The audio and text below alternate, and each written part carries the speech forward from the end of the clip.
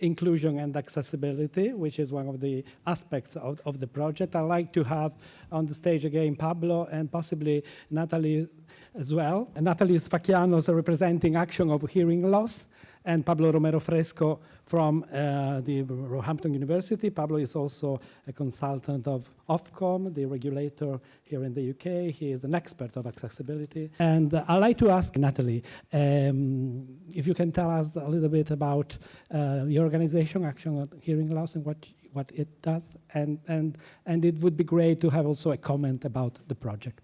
Thank you. First of all, thank you very much for including me in this amazing project. I've been fascinated to hear all about it. For those of you who don't know, Action on Hearing Loss was founded in 1911 to influence public policy and practice to help people who are deaf or hard of hearing. And among its early successful campaigns was the provision of free hearing aids, so that's obviously a fundamental policy. The current focus on subtitling in Action on Hearing Loss is actually on video on demand platforms at the moment, but Action on Hearing Loss is nonetheless wholeheartedly committed to improving inclusion and accessibility in the cinema. I've been very impressed at their commitment at removing barriers for people with hearing loss. I'm just going to introduce a personal note to start with, actually. I have moderate hearing loss myself, and rely on hearing aids and lip reading to hear conversation adequately. And in the cinema or on television, I can't follow what's going on at all without subtitles. So unfortunately, my local cinema only shows one subtitle performance a week on a weekday afternoon, so I just don't see films anymore.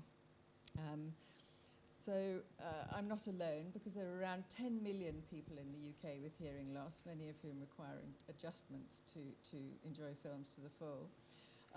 Something that I would like to comment on in view of what's been said about students having prejudices against subtitled movies is that the UK Film Council estimated in 2007 that if people with hearing loss went to the cinema as much as the general population, this would increase admissions income by £30 million a year. But I think one of the big difficulties with having subtitled performances, that there is a prejudice amongst hearing people against subtitled movies. The project, I think, is absolutely extraordinary, but there are a number of issues that occur to me around subtitling. Listening to you just now, I couldn't hear you particularly because I couldn't see the subtitles. So while the films are subtitled, which obviously is brilliant, it does occur to me that students who are hard of hearing, having conversations about films afterwards, might have difficulty in hearing and in understanding everything that's being said. Yeah, I agree with that. But you know, we are actually, that is not part of Fred of the project, but we are actually pushing and trying to promote a service to have a subtitling in remote to assist also in this kind of discussions and meetings and everywhere. There is already technology that can satisfy that, but of course we are going into that direction, and I hope we can integrate that as well in future edition. But you know, we need funding, a little bit of funding. Sure. Thank you, Nathalie. Pablo, would you like to add something about? Yeah, I think that for a long time we've been trying to promote accessibility to the media in a very not individualistic manner, but we've been kind of cornered and looking at some aspects that have made where there has been progress, for example, increasing the quotas in terms of subtitling for the deaf and hard of hearing, and audio description, so the quantity of the service that is provided, and we're not looking to increase the quality of it. And the problem is that we have not yet managed to bridge a gap between those who work making those subtitles and the filmmakers who make the film, the film production companies, the film commissions. The fact that the European Union is looking for new audiences, and the fact that we actually have those new audiences is basically begging that question. We need to put those things together. And we haven't managed to do so. So it's a good thing that Fred is helping us to do so.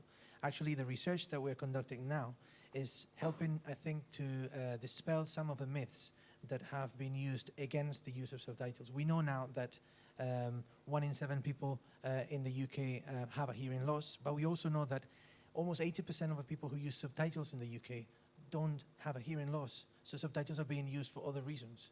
And that is, there's a huge audience, in this case, who needs subtitles. And we are now beginning to conduct research that shows that subtitles, far from drawing the audience away from a film, actually are either maintaining the sense, the same sense of presence, and we're using psychological measures for this, or sometimes even increasing it. So the idea that subtitles are counterproductive in terms of engagement and the suspension of disbelief is being argued against with some data. So I think that's where we are at the moment. We're trying to bridge that gap, and we're trying to persuade the European Union to include accessibility in their projects from the beginning, the same as film commissions. And that's what we're fighting for, the idea of accessible filmmaking, where accessibility is not just tacked on at the end of a project, but is actually happening from conception. That is, the filmmakers who are producing the film, in the same way that when they're looking at special effects, they don't just add them in post-production, they plan them from the beginning. Accessibility needs to be planned from the beginning. And by an accessible film, what we mean is a film that will travel and will be shown to people with hearing loss, to people with visual disabilities, but also to a foreign language, in which case you may need subtitles as well. So I think that's what we're trying to do now, and Fred has helped a lot, and I think we can move a little bit forward in the next round by, if we are talking about film literacy as a language, by asking students to speak that language, that is, to make little films, which would be accessible from the beginning. That is, they would understand the needs of people with hearing loss, with visual loss, from the beginning, making their films accessible from production. I think that we're already working with the United Nations focus group on accessibility on this issue, and some filmmakers are now joining us, and I think this is the way to go, to make sure that awareness is properly raised and that everything happens from conception. Okay, thank you both of you. Thank you, Nathalie, and thank you, Pablo.